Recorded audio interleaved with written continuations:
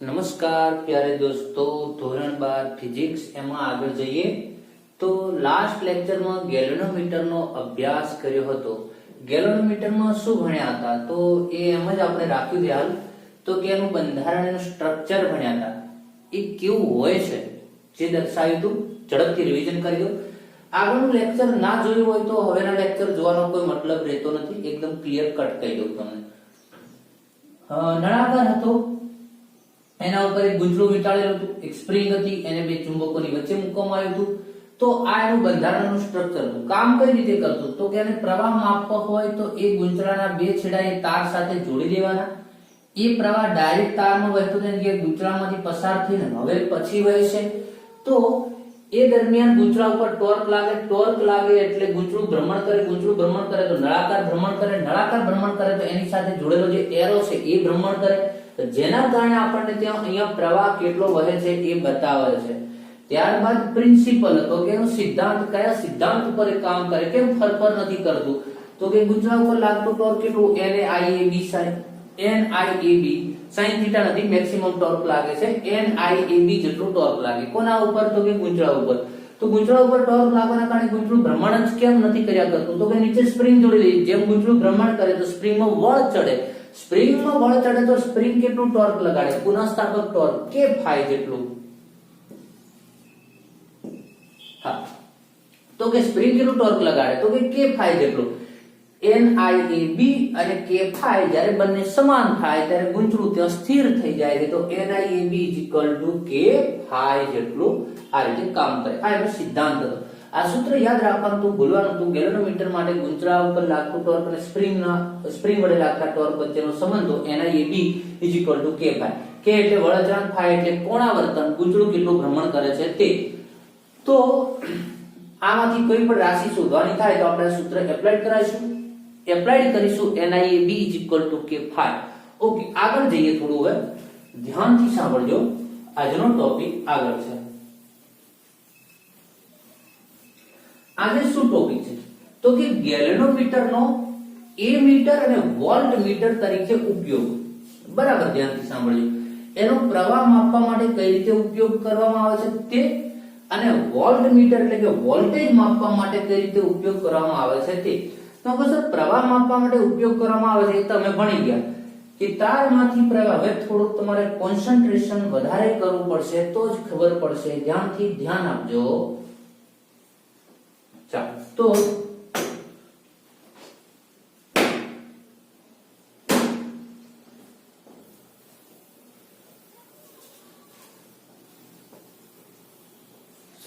તો અહીંયા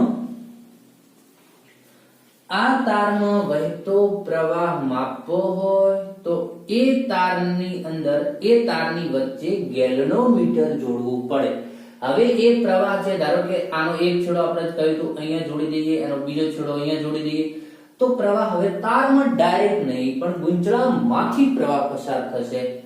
ગુંચળું ભ્રમણ કરશે તો આ નળાકાર ઉપર જડેલું છે તો નળાકાર ભ્રમણ કરશે, એના કારણે પેલો એરો જે છે એ ભ્રમણ કરશે. આ બધી વાતો કરી દીધી. પણ એવી રીતે પ્રવાહ માપવાથી ઘણી બધી સમસ્યાઓ ઉત્પન્ન થાય છે. તો આ રીતે પ્રવાહ માપવા જતા સમસ્યાઓ કેવી નડે છે તો પહેલી સમસ્યા ધ્યાનથી સાંભળજો. તો આપણો ટોપિક એ રહેશે કે ગેલ્વેનોમીટરનો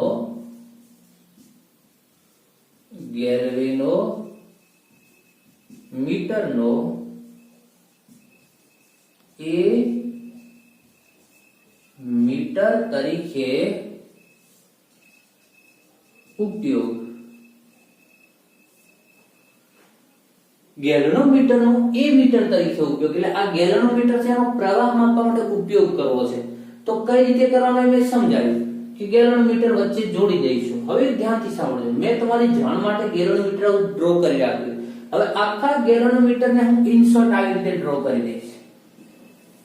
આવી રીતે G ઇન્ડિકેટ્સ ધ ગેલ્વેનોમીટર અને આ એક રાઉન્ડ છે એની સંજ્ઞા કરી દીધી કે એમાં આ ગુંચળું, નળાકાર, એરો એ બધું આમાં આવી ગયું. તો હવે હું ગેલ્વેનોમીટરને આવી જગ્યાએ આવું દોરવાની જગ્યાએ હું આવી રીતે ડ્રો કરીશ. એની સંજ્ઞા એવી છે. ઓકે, તો ગેલ્વેનોમીટરનો પ્રવાહ માપવા માટે ઉપયોગ કરવો છે તો પહેલી સમસ્યા એ છે, શું સમસ્યા? તો કે તારમાં થોડુંક અહીંયા તમારે એક્સ્ટ્રા સમજવું પડશે. એનસીઈઆરટી માં બહુ ખરાબ રીતે લખી દઉં, કોઈ ટીકા નથી કરતો ભાઈ બુકની, પણ નહીં સમજાય તો તમે થોડુંક બરાબર વ્યવસ્થિત સમજી લો. પહેલી વાત એ કે ગેલ્વેનોમીટરને આપણે અહીંયા પ્રવાહ માપવા માટે ઉપયોગ કરવો હોય તો તારમાં એને શ્રેણીમાં જોડવું પડે, કારણ કે શ્રેણીમાં બધે પ્રવાહો સરખા હોય. થોડીક એક્સ્ટ્રા વાત સમજી લેજો.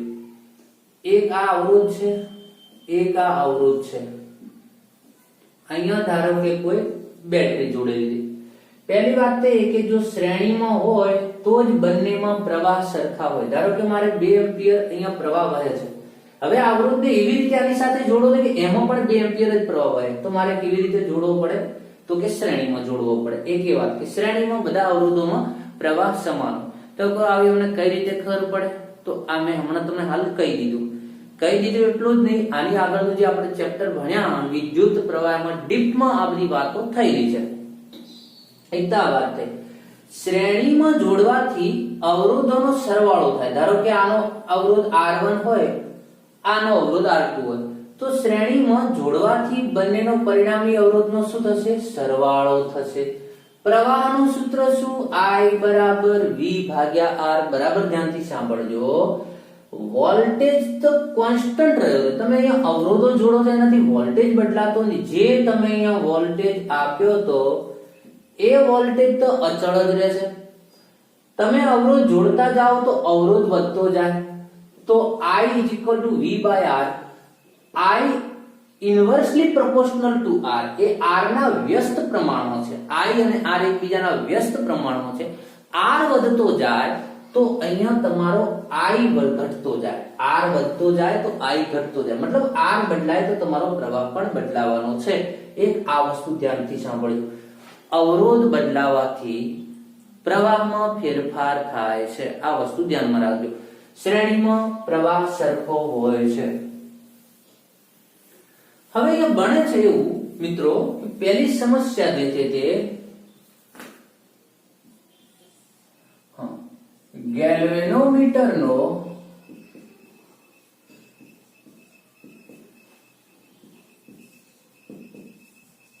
પ્રવાહ માપવા માટે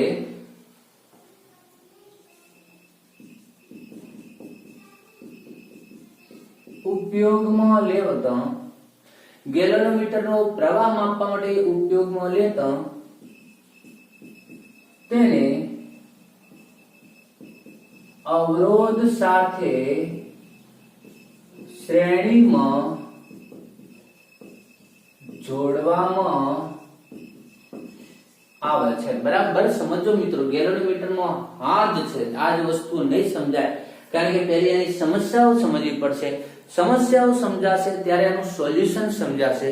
તો સર તમે સમસ્યાઓ જ લાવી મૂકી દે તો શું હોય? ગેલ્વેનોમીટર કોઈ કામનો નહીં છે, એનું સોલ્યુશન કરવું પડશે. બરાબર ધ્યાનથી સાંભળજો. હવે ઉપયોગ જો ભાઈ આ તાર છે એટલે અવરોધ છે. અવરોધ મીન્સ તાર. ત્રીજા ચેપ્ટરમાં ભણ્યા હતા. અહીંયા મારે પ્રવાહ માપવો તો ગેલ્વેનોમીટરને એની શ્રેણીમાં જોડવું પડશે. શ્રેણીમાં જોડવામાં એટલે મેં કહ્યું કે એને અવરોધ સાથે શ્રેણીમાં જોડવામાં આવે છે. તેથી પરિપથનો કુલ અવરોધ, જો પહેલા ધારો કે R અવરોધ, આ તારનો અવરોધ R હતો, એમાં પ્રવાહ વહી રહ્યો હતો.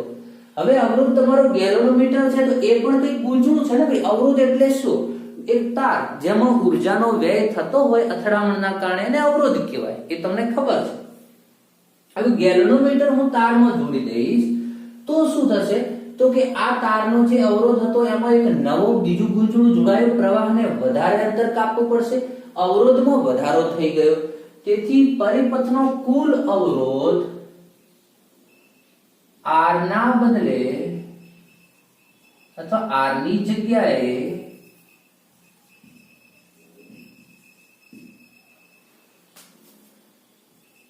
R પ્લસ RG મળે છે.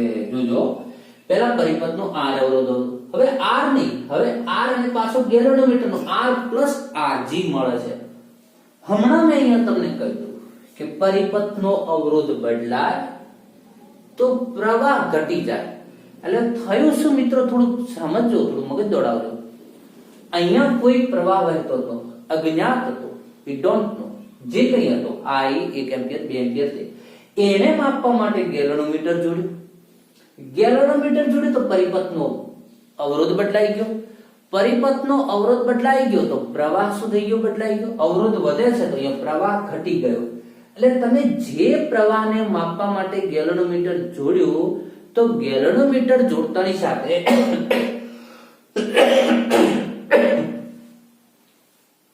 ગેલોનોમીટર જોડતાની સાથે પરિપથનો અવરોધ બદલાઈ ગયો અને અવરોધ વધી ગયો, R+Rg થઈ ગયો, તો તમારો પ્રવાહ ઘટી ગયો. તો તમે શું, ભલે ને ઘટી ગયો, અરે ભાઈ, જે પ્રવાહને માપવા માટે ગેલોનોમીટર જોડ્યું એ પ્રવાહ તો રહ્યો જ નહીં. ધારો કે એની અંદર પ્રવાહ વહેતો હશે, મૂળ પ્રવાહ 3 એમ્પિયર વહેતો, ગેલોનોમીટર જોડવાથી ધારો કે તમારો પ્રવાહ થઈ જશે 2.5 એમ્પિયર, તો તમને તો 2.5 જ દેખાશે. પહેલા કેટલો વહેતો તો એ ખબર જ નહીં હોય. તો મેં તમને કહ્યું 3 દે, ધારો કે તમને 2.5 એમ્પિયર પ્રવાહ મળ્યો, પણ વાસ્તવમાં કંઈક અલગ વહેતો હતો. હવે તમે પ્રવાહ માપીને ગેલોનોમીટર હટાવી દેશો, પાછો પ્રવાહ 2.5 માંથી વધી જશે. તો તમે માપ્યો 2.5, પણ ખરેખર તારમાં તો કંઈક અલગ જ પ્રવાહ હતો. તો આવું થાય છે ગેલોનોમીટર જોડવાથી. હવે ટેકનિકલ એક એરર આવે છે. તો આવું થવાથી સાચો પ્રવાહ માપી શકાતો નથી. અવરોધ R ની જગ્યાએ R+Rg મળે છે. આમ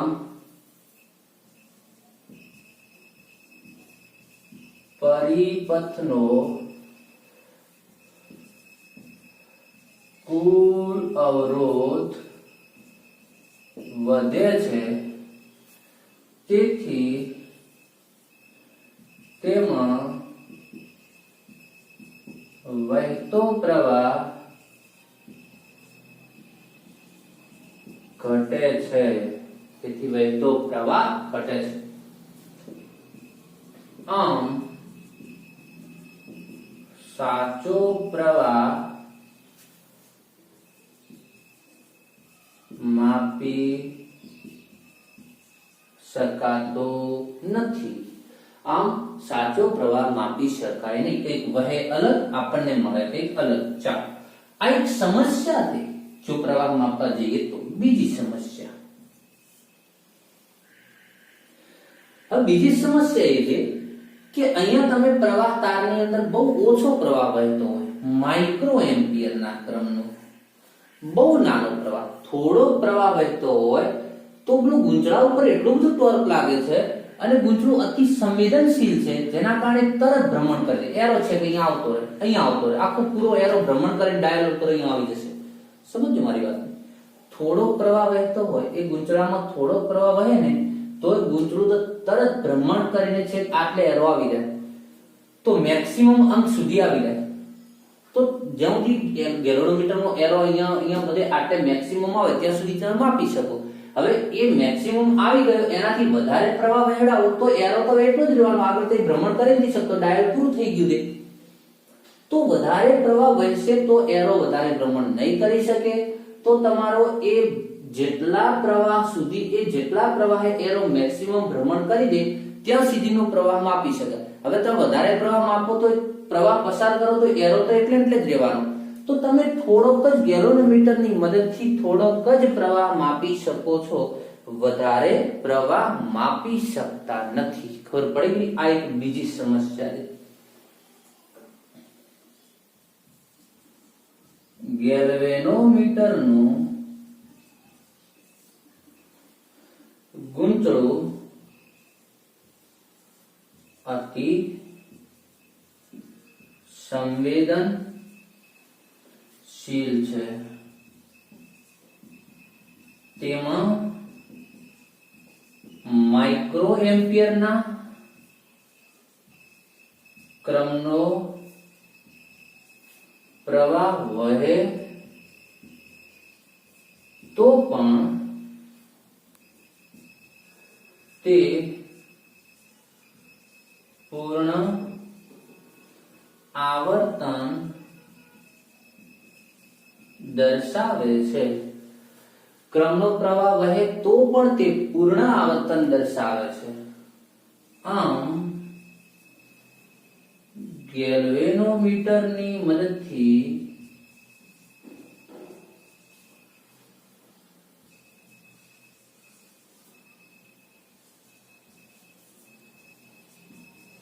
બહુ નાનો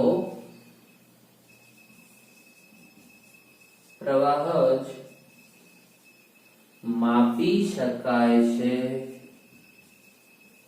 આ એક બીજી સમસ્યા. કોઈ ગેલ્વેનોમીટર તો બનાવી દીધું, ચાલો આપણે એક આ પહેલી સમસ્યા તો છે, એ સમસ્યાને ન ગણીએ તો બીજી પણ સમસ્યા છે કે પ્રવાહ ગેલ્વેનોમીટર માંથી બહુ નાનો પ્રવાહ માપી શકાય. તો કેવી વાત થઈ ખબર કે આપણે એક વજન કાંટો હોય આપણી જોડે, ઇલેક્ટ્રિક વજન કાંટો, એ 5 ગ્રામ વજન માપી શકે છે. કેટલો? 5 ગ્રામ. 5 કિલોગ્રામ નહીં, ઓન્લી 5 ગ્રામ. કોઈ કામનો નહીં. ઠીક છે, એ ડાયમંડ જોખવા માટે એના માટે કામમાં આવી જાય તો. બાકી બહુ તમે વ્યવહારમાં ચા, ખાંડ, ઘઉં, બાજરી, જુવાર, મકાઈ એ બધું વજન કરવા માટે એનો કોઈ ઉપયોગ જ નથી. રૂટીન આપણે જે ધારો કે ગ્રોસરી છે, કરિયાણાની દુકાન છે, એના માટે પણ આ કામનો નહીં રહેતો કોઈ આ કાંટો. કારણ કે એની કેપેસિટી કેટલી હતી? 5 ગ્રામ. શું કામ 5 ગ્રામ?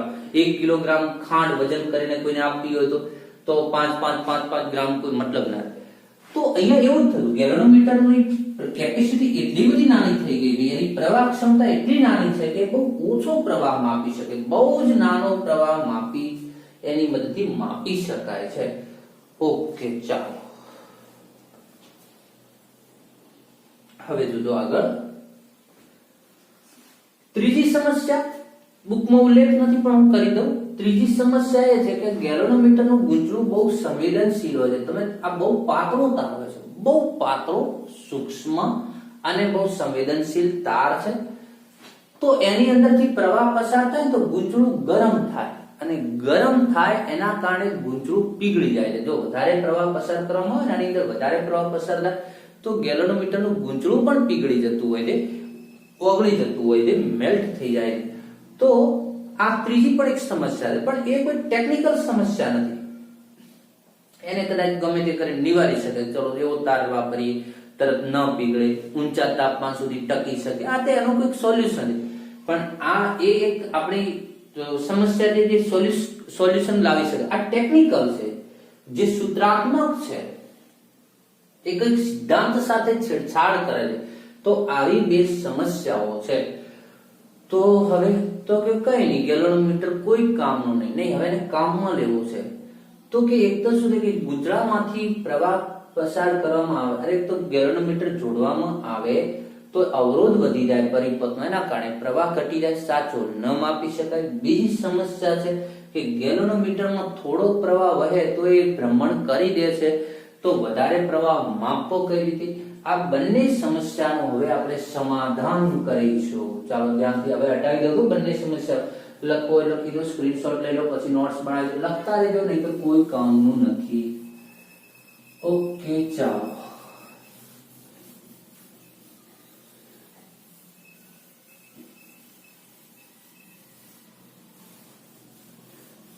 હવે અહીંયા પહેલી સમસ્યા કે ગેલ્વેનોમીટરનો અવરોધ જોડાય પરિપથમાં, ગેલ્વેનોમીટરનો અવરોધ જોડાય એના કારણે પરિપથનો કુલ અવરોધ બદલાઈ જાય છે. તો એક કામ કર્યું હોય તો કે ગેલ્વેનોમીટરનો અવરોધ 0 કરી નાખવાનો. લો, બોલવું સહેલું છે, કરવું કે 0 કરી નાખવાનો મતલબ શું થયું? ગૂંચળામાં કોઈ ઉર્જાનો વ્યય જ ન થવો જોઈએ. Not possible. ભાઈ ગૂંચળું છે, એમાં અથડામણ થવાની, એને કોઈ અવરોધ હોવાનો, એ પોસિબલ નથી. તો ધ્યાનથી સાંભળો. પણ એક સમસ્યા, એ સોલ્યુશન એ છે કે ગેલ્વેનોમીટરનો અવરોધ 0 કરી નાખવામાં આવે તો પહેલી સમસ્યાનું સમાધાન થઈ જાય. હવે જો કોઈ અવરોધ હોય, બહુ મોટો અવરોધ હોય, માથા ભારે અવરોધ હોય, બહુ મોટો, ડોન ભાઈ, એનું મૂલ્ય ધારો કે 1900 ગમે તે એટલું મોટું હોય, ગમે તેટલા મોટા અવરોધને જો તમારે પૂરો કરી નાખવો હોય, મતલબ એનો મર્ડર કરી નાખવું હોય, એનું મૂલ્ય, એનો મારો કહેવાનો મતલબ છે કે એનું જે મૂલ્ય છે એ ટેન્ડ્સ ટુ 0 કરી નાખવું હોય, મતલબ 0 ની નજીકનું કરી નાખવું હોય, 0 નજીક લઈ જવો, તો એનો એક રસ્તો છે અવરોધને પૂરો કરી નાખવાનો. શું રસ્તો છે? તો કે એના સમાંતરમાં બીજો અવરોધ જોડી દો. તો એનાથી ઘટી જશે, આ ઘટી જશે. અવરોધ જોડી દો એટલું જ નહીં, જે સમાંતરમાં અવરોધ જોડો એ બહુ નાનો અવરોધ જોડી દો. એક ગણતરીથી સમજીએ. ધારો કે આનું 1000 મૂલ્ય છે, 1000 ઓહમનો અવરોધ છે, એને મારે ઘટાડી બહુ નાનો કરી દેવો છે, 8-9 ઓહમનો કરી દેવો. એક કામ કરો, એના સમાંતરમાં 0.1 ઓહમનો અવરોધ જોડી દો. કેટલાનો? 0.1 નો. સમાંતરનો ગુણાકાર તમને કહું, ઉપર ગુણાકાર નીચે સરળ, તો પરિણામી જે અવરોધ છે તમે જુઓ, 1000 ગુણ્યા 0.1 અને 1000 પ્લસ 0.1 એટલે એ તો 1000 જ રહ્યું કે 1000.01 એટલે કોઈ અરે 1000.1 એનો કોઈ મતલબ નથી. તો 1000 ઉપર કેટલો આવ્યો? 1000 ગુણ્યા 0.1 એટલે કેટલા થઈ ગયા? 100 ભાગ્યા 1000 કેટલો આવ્યો? 0.1 ઓહમ થઈ ગયો. છો 1000 ને જો 0.1 જોડી દો તેનું મૂલ્ય અને 0.1 કરી દીધું. અરે ભાઈ કેમ ભૂલી ગયા? યાદ કરો, સમાંતરનો પરિણામી અવરોધ એ બંને સમાંતર અવરોધોનો પરિણામી અવરોધ એ બંને અવરોધોમાં નાનામાં નાના અવરોધ કરતા પણ નાનો મળે. આવું તમે સાંભળ્યું છે, ત્રીજા ચેપ્ટરમાં મેં પોતે જ ભણાવ્યું હતું. જો ભણ્યા હો તો મિત્રો, તો તમે 1000 ને નાનો કરો, એના સમાંતરમાં નાનો અવરોધ જોડી દો તો એને તમે આ રીતે એનો અવરોધ બહુ નાનો કરી શકો. હવે આવો 0.1 ઓહમનો અવરોધ તમે કોઈના સમાંતરમાં જોડી દો ને, આટલો નાનો અવરોધ, તો પેલો પ્રવાહ જે બદલાઈ જતો એમાં બહુ ફરક ના પડે, બહુ ફરક ના પડે. આ તો હજી મેં તમને 0.1 કહ્યું, જો તમે 0.01 નો ઓહમનો જોડો તો આનું મૂલ્ય પરિણામી કેટલો થઈ જાય? 0.01. હવે એટલો બહુ સૂક્ષ્મ અવરોધ 0 સમથિંગ કહેવાય. એટલો નાનો અવરોધ જો તમે અહીંયા જોડશો તો પ્રવાહમાં કોઈ વધારે ફરક પડશે નહીં. તો પહેલી સમસ્યાનું સમાધાન થઈ ગયું કે ગેલોનોમીટરને ડાયરેક્ટ ના જોડો. તો કે ગેલોનોમીટરનું જે ગુંચળું છે એના સમાંતરમાં, એટલે આ ગેલોનોમીટર છે, જોજો આ ગેલોનોમીટર છે, આ ગેલોનોમીટરને ડાયરેક્ટ ના જોડો, એના સમાંતરમાં એક બીજો અવરોધ જોડો, એ બહુ નાનો, લઘુ, સૂક્ષ્મ, લઘુ અવરોધ, સૂક્ષ્મ અવરોધ, એને વિજ્ઞાનની ભાષામાં એક શબ્દ છે એના માટે, શન્ટ. શન્ટ એના માટે અંગ્રેજીમાં આ રીતે લખતા હોય છે, શન્ટ, SHUNT, શન્ટ. ચાલો, તો આ રીતે ગેલોનોમીટરના સમાંતરમાં એક શન્ટ જોડી દેવાનો અને પછી ગેલોનોમીટરનો ઉપયોગ કરવાનો. પહેલી સમસ્યાનું સમાધાન થઈ જશે. ચાલો, એક તો આ વાત ખબર પડી. ઓકે, બીજી સમસ્યાનું સમાધાન શું થતું? તો કે ગેલોનોમીટરમાંથી થોડો પ્રવાહ પસાર થાય તો પૂર્ણ સ્કેલ દર્શાવી દેતો હતો. તો હવે આપણે શું કરવું? એમાંથી એક કામ કર્યું કે ગેલોનોમીટરમાંથી પ્રવાહ ઘણો વહેવો જ ન જોઈએ, પણ એ તો ક્યાં જાય? તો શન્ટ જોડવાથી એ પણ, તો કે એ મીટર જે છે ને,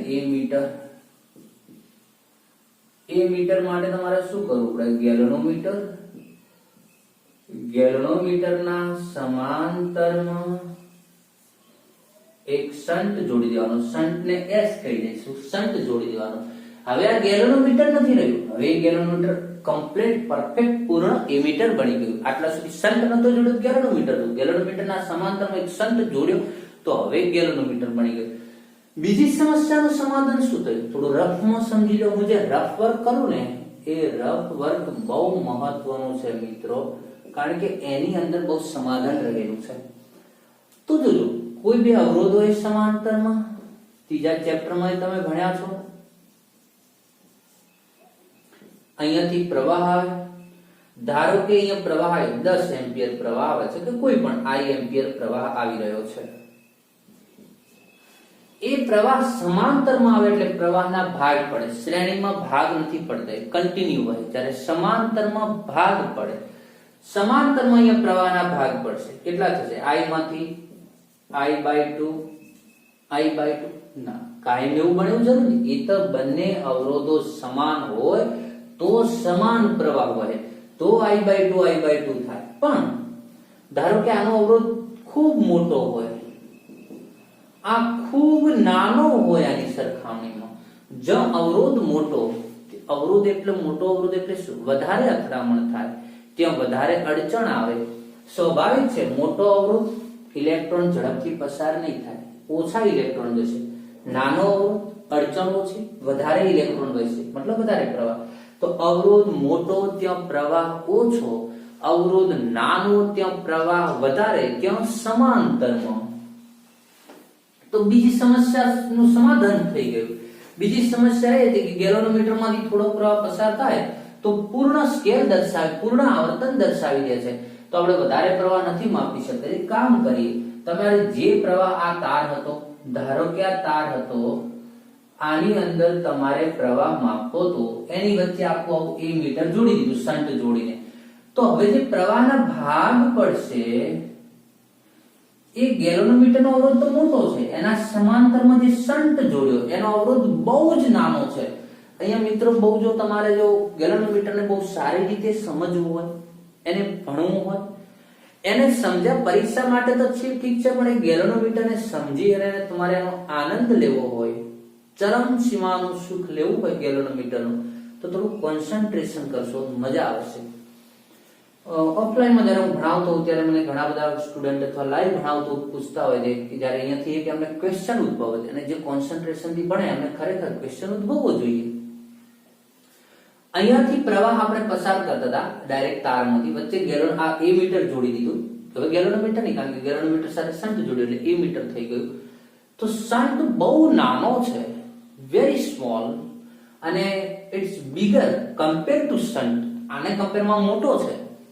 તો સ્વાભાવિક છે, હમણાં મેં તમને રફમાં સમજાવ્યું, જ્યાં પ્રવાહ અવરોધ નાનો ત્યાં પ્રવાહ મોટો, જ્યાં અવરોધ મોટો ત્યાં પ્રવાહ નાનો. એટલે આ ગેલોનોમીટરના ગુંચળામાંથી પ્રવાહ બહુ જ ઓછો પસાર થશે. જે પ્રવાહ માપવાનો હતો એમાંથી થોડોક પ્રવાહ ગેલોનોમીટરમાંથી વહેશે, બાકીનો પ્રવાહ ક્યાંથી નીકળી જશે? શન્ટમાંથી નીકળી જશે. તો શન્ટ જે ગેલોનોમીટરનો જે થોડા પ્રવાહથી આવર્તન દર્શાવી દેતું હતું એ સમાધાન થઈ ગયું. પ્રવાહ જ થોડો વહે છે, એટલો જ પ્રવાહ વહેડાવાનો કે માંડ એ પેલો 100 અહીંયા સુધી પહોંચે એટલો પ્રવાહ જ એમાંથી પસાર કરવાનો, બાકી શન્ટમાંથી કાઢી નાખવાનો. ત્રીજી સમસ્યા મેં લખી નથી, એમ જ તમને કીધી, એ પણ સમાધાન થઈ ગયું. શું સમાધાન થઈ ગયું? તો કે મોટા ભાગનો પ્રવાહ જ શન્ટમાંથી વહે છે, તો ગેલોનોમીટરનું ગુંચળું ગરમ થવાની કોઈ વાત જ ન રહી, એ પીગળશે જ નહીં. It will not be melt. Okay, ચાલો. તો આ રીતે શન્ટ જોડવાથી ગેલોનોમીટર એ મીટર બને છે અને બધી સમસ્યાઓનું સમાધાન થાય છે એની વાત કરીએ. થોડું લખાણ લખી દઈએ. ચાલો, તો ગેલ્વેનોમીટરનો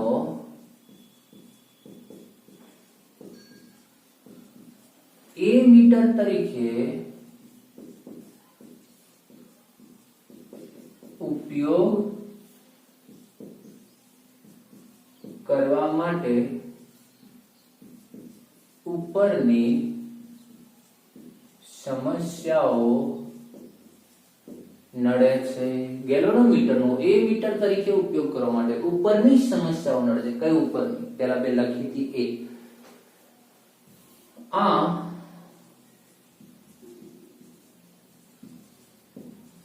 સમસ્યાઓનું નિવારણ કરવા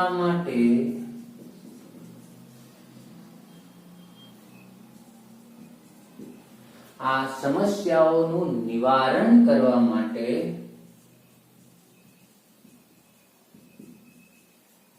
ગેલ્વેનોમીટરના સમાંતરમાં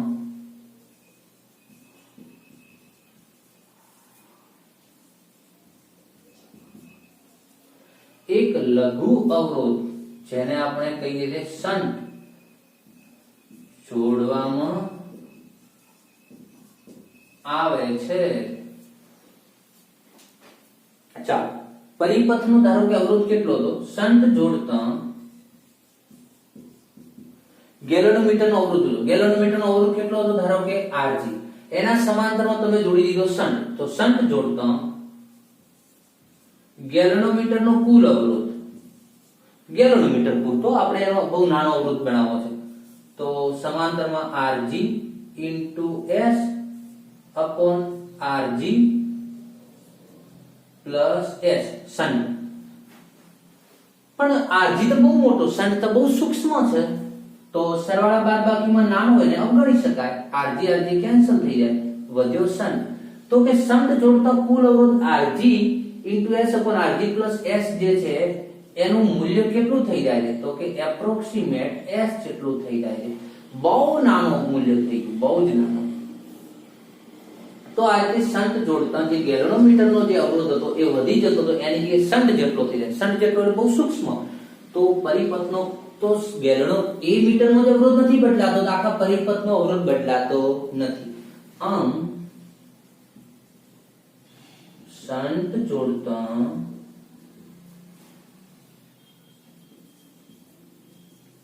કુલ અવરોધમાં કોઈ ફેર પડતો નથી, કોઈ ફેર પડતો. હવે આ કુલ જે શબ્દ વાપર્યો કોના માટે? આખા પરિપથ માટે. ગેલ્વેનોમીટરમાં તો બહુ ફરક પડી જાય કુલ અવરોધ, પણ આખા પરિપથના કુલ અવરોધમાં કોઈ ફેર પડતો નથી. તેથી તેમાં વહેતા પ્રવાહમાં પણ કોઈ ફેર પડતો નથી. તો સાચો પ્રવાહ માપશે. આ પહેલી સમસ્યાનું સમાધાન થયું. હટાવી દઉં છું, સ્ક્રીનશોટ લઈ લેજો, મારી જોડે જગ્યા નથી બહુ. ચાલો, ગેલ્વેનોમીટર તો હું રાખું છું જોડેલું એમને.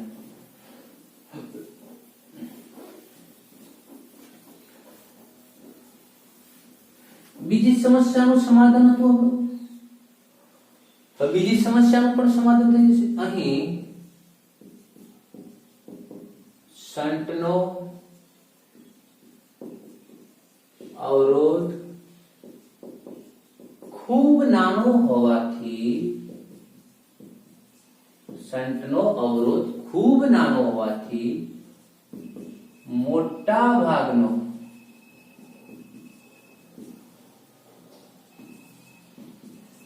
પ્રવાહ